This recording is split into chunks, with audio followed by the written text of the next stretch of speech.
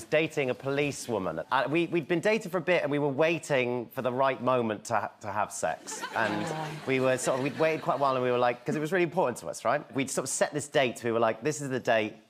I think we should do it that night. That's right? lovely. It's Squaresville. And that day, I was at my friend's house, and he was like, oh, I'll tell you what you should do to have the best sex of your life. And I was like, what?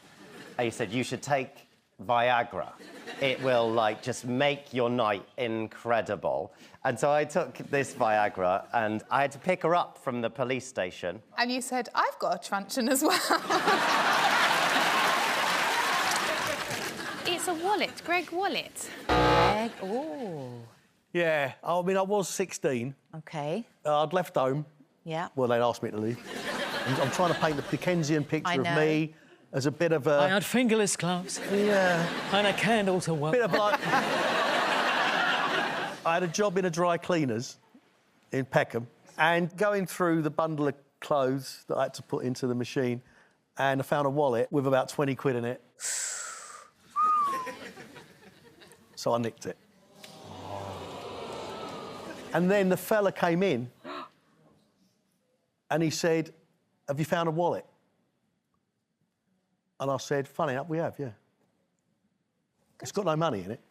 And I gave him back his wallet. I guess you could say you took him to the cleaners. I've got a story about when I was in college. I did performing arts course, no way.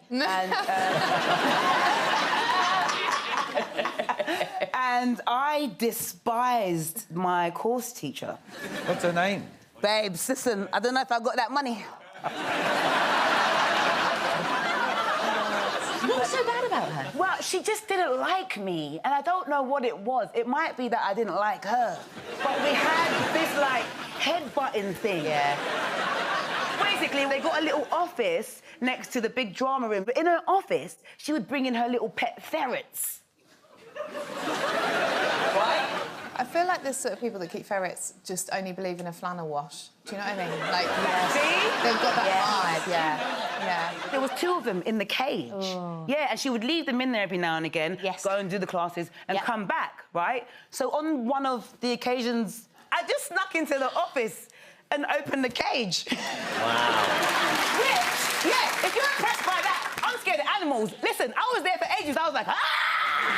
It was a long time. But I opened it, then I went back into the room like nothing happened. And then we could only find one. Oh, dear. No. Best bit of college. Wow. Is there anything in Ferret Schoolers' Day off? Well, I was a greengrocer, and actually I never actually got a chance to work on a stall. It was always wholesale, so I never got the chance to shout out, lovely aubergines, tell your mum. So, Covent Garden Market, I was a young warehouseman, and I had a boss who I'm pretty sure used to drink too much. And he'd come in every day, smelling like a bottle of Pinot. Daddy? And he always used to pick on me and the state of the scales. Now, everybody used the scales to weigh stuff, but he always used to pick on me. So, cups of tea in the polystyrene. When it was really cold, we'd have a wazzer. What's a wazzer? That was a cup of tea before you put the whiskey in it.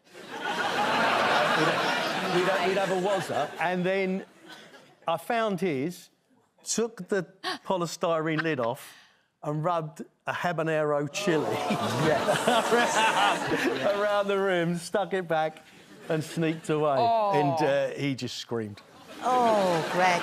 When they heard that you were giving a spicy rimming story, I think they were expecting something a bit more colourful. A few years ago, I volunteered for a charity called Silverline. Yeah. So Silverline is set up so old people can have someone to call them and chat to them and make them feel not lonely. Yeah, Mel calls me all the time. I don't even know what pum-pum is. What is pum-pum?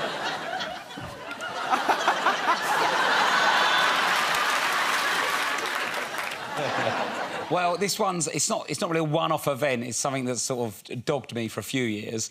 I basically can't tell the time when I'm drunk.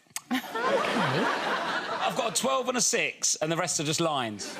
I'm all confused. You've got a normal watch Yeah. With hands So on. if it's not digital... OK. Or got the numbers written around it. So I've OK. only got 12 and 6 written on my watch. Oh, I see. And there are just gaps. And it's just gaps. I'd sort of struggle with it anyway, but when I'm drunk, when it gets about 9 o'clock, it's basically 9 o'clock for 4 hours.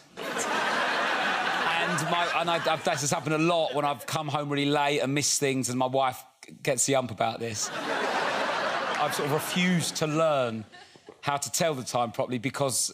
It's useful. Yeah. It does. It also is a bit of a get out of jail free card, isn't it? Yeah. What time do you call this? I couldn't tell you. But I think your wife can tell the time, and I think it's time for a divorce. So I got invited to a wedding. I'd been to loads of weddings before, but I'd never been to a wedding where, like, the bride and the groom were both white, OK? Wow. So I was like, this is new. I was excited. A little bit stressed about the concept of what might be dished up for the food. Yeah. I was thinking, all boiled potatoes and that's long. I'm not into that, yeah? There's always a lot of quiche at white-on-white weddings. Yeah. Greg would have had a lot of sweeties at his latest wedding because his bride is 21 years younger than him. In fact, she's 22 years younger than me. And I was really pleased when she had a baby, because it was someone at home more her own age to talk to.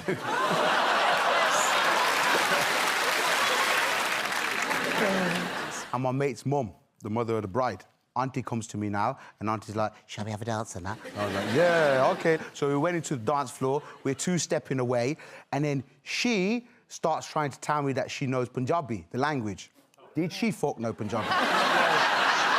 She was whispering all kinds of shit in my ear that made noise. It was just noises. She was saying, and I was a bit offended. But I was like, fuck you invite me to the wedding, I've got to stay here. So she was doing all that business, and before I knew it, she looked me dead in the eyes. I was looking her in the eyes, and then, she kissed me on the lips in front of everybody. And the wildest thing is, no one gave a shit. Were you into it or not? Like, 27, 38%. Can I ask him in Punjabi? If you want to get yourself more cancelled.